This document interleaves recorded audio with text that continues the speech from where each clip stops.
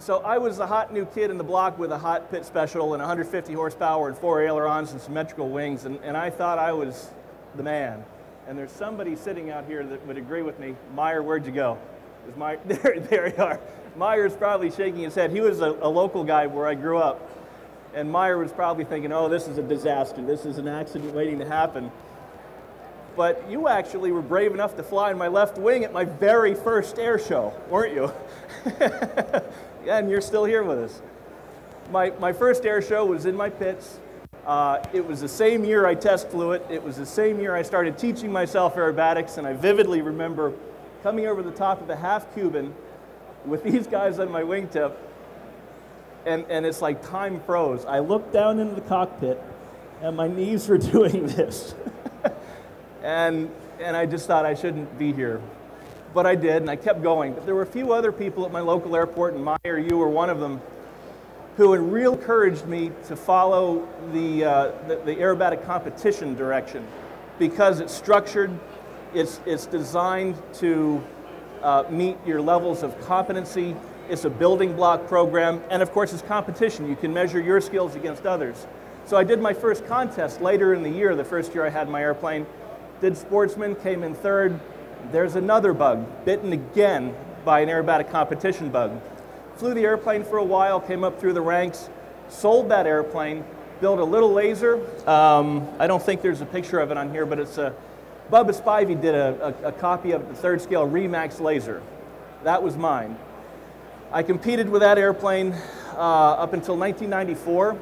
Got to a point where I was competitive and unlimited on the national scene, but this far short through commitment and equipment.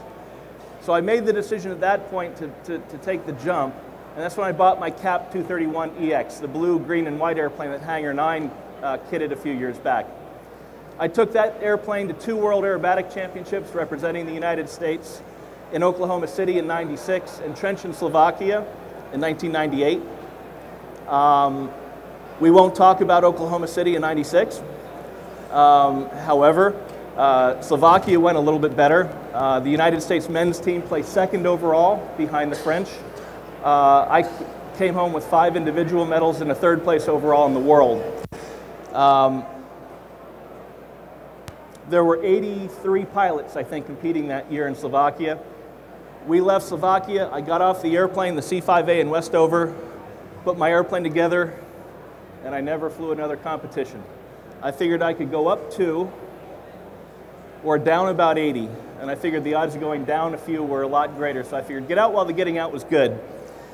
I had some opportunities that were presented to me having done well at the World Championships in terms of sponsorship from Lycoming and Hartzell, Garmin Navigation. Various people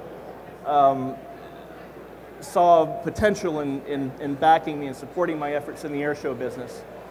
So with their help, I've since 1998 been exclusively flying air shows.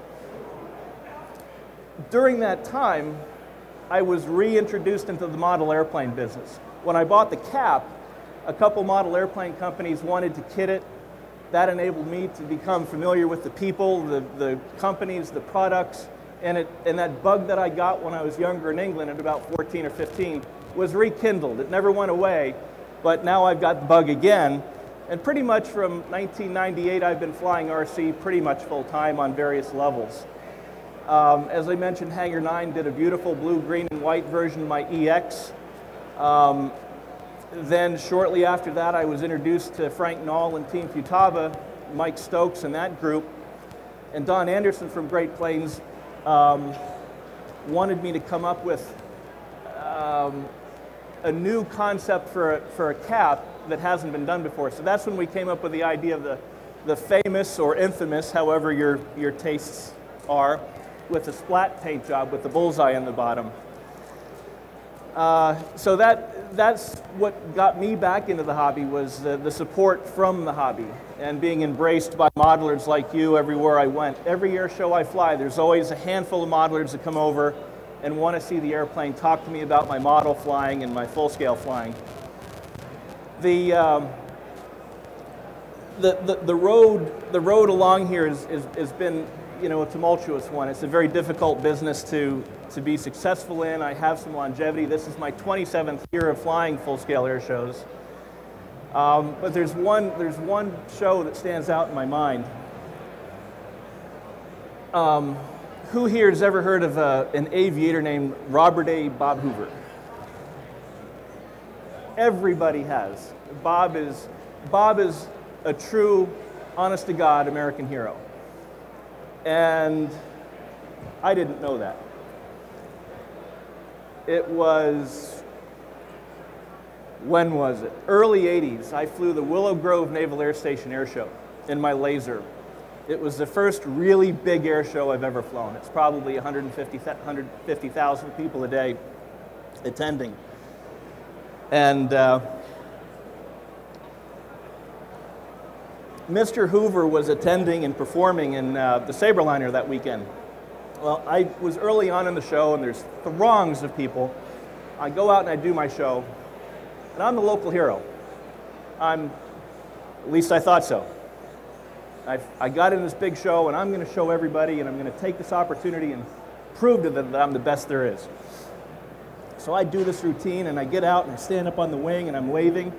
And it's like I was the New York Giants just winning the Super Bowl or the Yankees winning the World Series. This crowd went insane for 5 minutes, nonstop. It was incredible. And of course, I'm going, what'd I tell you? The best, right? So later on that evening, we're in the hangar, and Mr. Hoover walks over to me. And for any of you who know him, I don't mean to insult Mr. Hoover with my imitation, but he's a very soft-spoken gentleman. Southern draw, just the coolest man in the world. Walks over to me and he says, "Mr. Chapman, I want to shake your hand." Shakes my hand. He says, "In all of my years of flying air shows, I have never, ever seen a crowd respond to a performance either in the air or on the ground. You are to be commended." I'm like, hello? I'm just like, this is great. And he stood there for a moment. And he says, "But Mr. Chapman, you could stand to move it up 100 feet.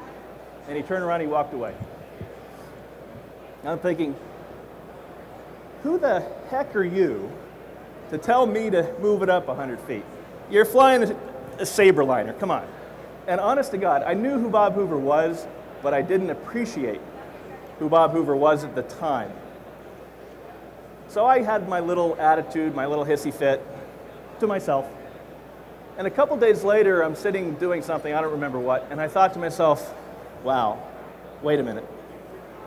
Bob Hoover, World War II fighter pilot, test pilot, should have been the guy breaking the sound barrier. All of these things started to slowly sink in. And it's because of comments and friends and colleagues like Bob Hoover, probably, that I'm still here today. I had another very close call later on, a year or two after that. I was literally met at my airplane, carried out of the airplane, slammed against a hangar wall, and told never to do that again. We won't go there. But I survived all of this air show stuff. I'm in my 27th year.